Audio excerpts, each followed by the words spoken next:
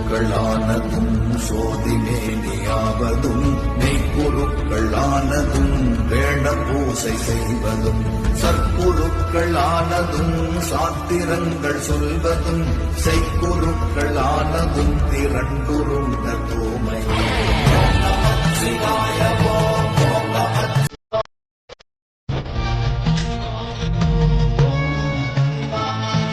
வேதங்களை ஓதி மெய்யாலும் குருக்களாய் இருந்தாலும் வேண்டிய அளவு பூசைகளை செய்தாலும் சர்க்குரு என பலராலும் போற்றி மானிடராய் இருந்தாலும் சாற்றிரங்கள் பல படித்திருப்பினும் தாம் செய்யும் செயல்கள் தாம் தூய்மையானவை என கூறும் மானிடராய் இருந்தாலும் அவர்கள் எல்லாம் தீட்டு என இவர்களால் அழைக்கப்படும் தாயின் சூதகத்திலிருந்து திரண்டு மனித உடல் எடுத்து திரண்டு வெளிவந்தவர்கள்தாம்.